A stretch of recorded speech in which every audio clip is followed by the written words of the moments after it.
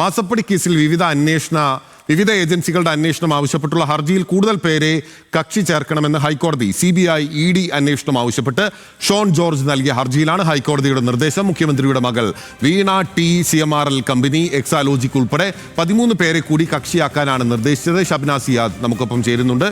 ഷബ്ന, എന്തൊക്കെയാണ് നിർദ്ദേശങ്ങൾ? ബിനിൽ, CMRL എക്സാലോജി കരാറിലെ SFIO അന്വേഷണത്തിന്റെ റിപ്പോർട്ട് കോടതിയിൽ സമർപ്പിച്ചിരുന്നു.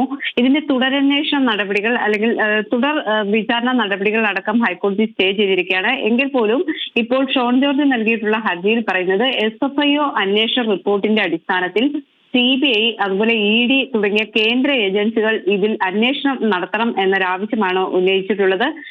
SFIO റിപ്പോർട്ടിൽ പ്രതിസ്ഥാനത്തുള്ളവരെ കൂടി കക്ഷി ചേർക്കാൻ ഹൈക്കോടതി ഈ ഹർജിയിൽ നിർദ്ദേശം നൽകുകയും ചെയ്തു. ഹർജിക്കാരനായ BJP ശരി, വ്യക്തമാണ്. ഷബ്ന സിയാദാണ് വിവരങ്ങൾ നൽകിയത്. മാസപ്പടി കേസിൽ വിവിധ അന്വേഷണ ഏജൻസികളുടെ അന്വേഷണം ആവശ്യപ്പെട്ടുള്ള ഹർജിയിലാണ് കൂടുതൽ പേരെ കക്ഷി ചേർക്കാൻ ഹൈക്കോടതിയുടെ നിർദ്ദേശം.